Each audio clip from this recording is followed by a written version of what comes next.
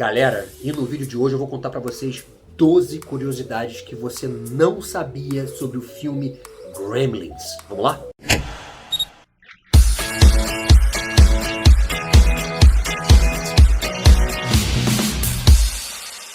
Galera, antes de qualquer coisa, como eu sempre peço aqui, não deixa de se inscrever no canal, clica no sininho para ativar as notificações, me conheça nas redes sociais.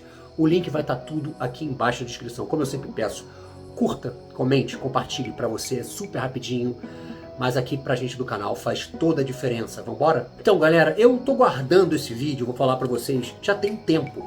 Mas eu me organizando aqui para gravar vídeos agora em dezembro, eu falei, pô, Gremlins é um filme que se passa no Natal. Por muitas pessoas, inclusive, ele é considerado um filme de Natal. Ele é um filme de Natal. Então, nada mais legal do que nós colocarmos agora as 12 coisas que você não sabia sobre Gremlins. Mas então vambora? E em primeiro lugar, a criação do PG-13. Se você não entendeu o que eu quis dizer, fica aí que eu vou te explicar. Sabe classificação etária, livre ou proibido para menores de 18 anos? Enfim, lá nos Estados Unidos tem a mesma coisa. Só que lá nos Estados Unidos tinha o livre, tá? E tinha o PG, que seria com supervisão dos pais, algo do tipo.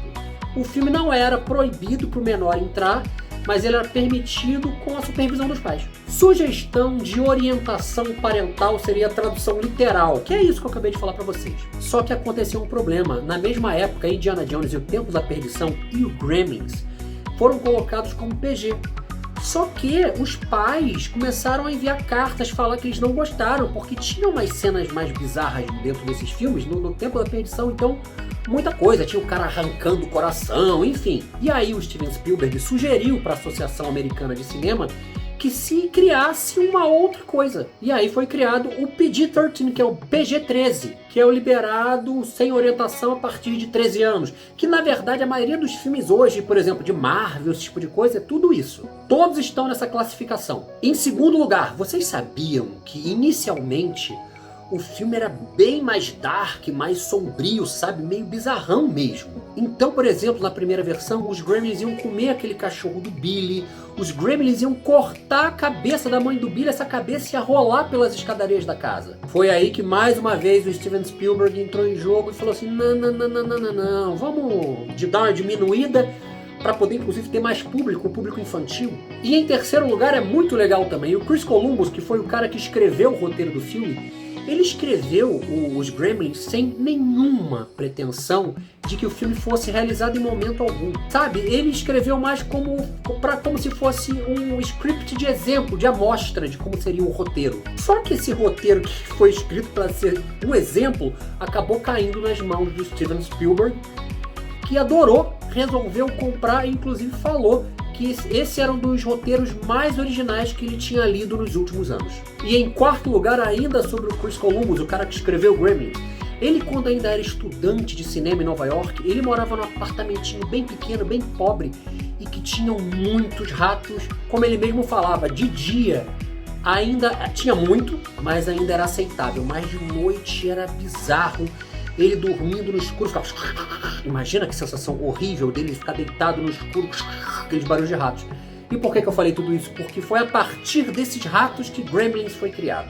E em quinto lugar, vamos falar sobre as falas do Gizmo, nosso queridinho Gizmo. Inclusive, ele tem pouquíssimas falas durante o filme. Uma delas é Bye, Billy. Bye, Billy. Então, a grande curiosidade é que essa voz foi feita pelo Howie Mandel, que todo mundo conhece, que adora. E mais legal ainda, vocês sabiam que foi o Howie que criou o Fantástico Mundo de Bob? Desenho que inclusive dispensa apresentações, né? E em sexto lugar, essa é muito maneira, vocês sabiam que antes de existir filme, qualquer coisa do tipo, os Gremlins já eram muito conhecidos dentro do mundo da aviação. Eles já eram uma lenda urbana entre os pilotos, que diziam sempre para vocês tomarem bastante conta dos seus aviões, tomarem conta dos equipamentos, porque esses bichinhos, esses monstrinhos, eles iam lá dentro dos motores e quebravam tudo. Então você poderia cair de avião, ter acidente, porque os Gremlins sempre iam lá e davam, digamos assim, uma quebrada, uma sacaneada dentro do motor do avião.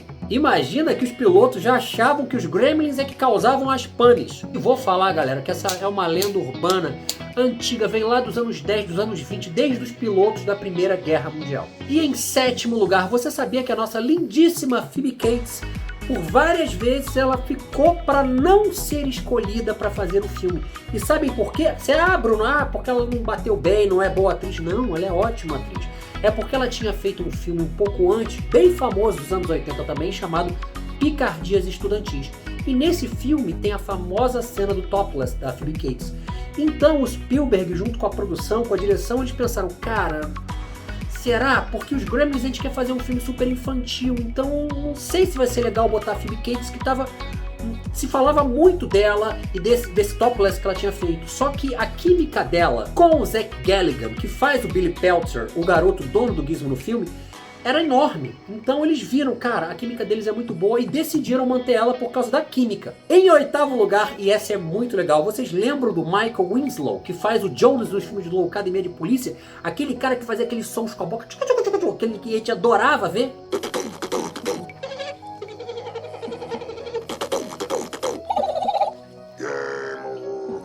Então, dentro do Gremlins, todo mundo sabe que tem vários barulhos desses, essas coisas todas que são muito engraçadas. E foi o Michael Winslow que fez todas elas. E em nono lugar, vocês sabem qual diretor foi cotado para dirigir os Gremlins?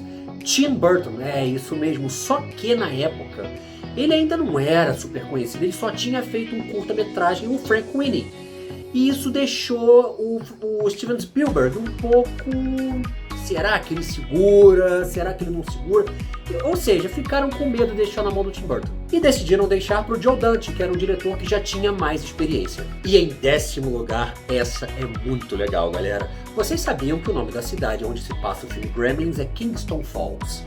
E você talvez, vendo o filme, tenha achado Kingston Falls bem conhecida. Você olhou e falou, nossa, não é familiar essa cidade?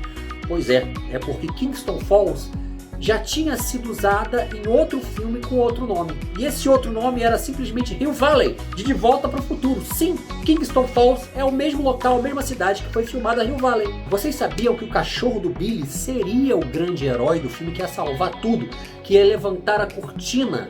Lembram daquela cortina que levanta, que vem a luz no Gremlin, o Gremlin morre, enfim. Só que o Spielberg decidiu não, a gente tem que botar o Gizmo como herói, e ele mexeu na edição e colocou o Gizmo para levantar a cortina, então o Gizmo ficou como o grande herói do filme. E em último lugar, essa é muito legal também, vocês sabiam que o grande vilão do filme, o Gremlin mais sinistro de todos, é o Stripe, que tem aquela listra. Só que no roteiro original, o Gizmo ia se transformar no Stripe. Ou seja, o Gizmo seria o vilão do filme.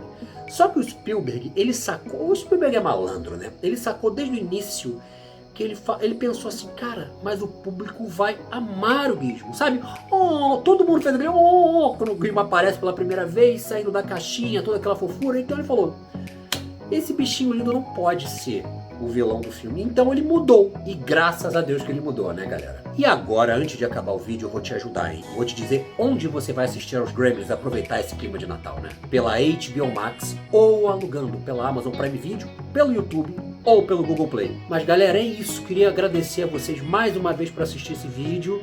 Um grande abraço, até o próximo vídeo. Valeu, tchau, tchau.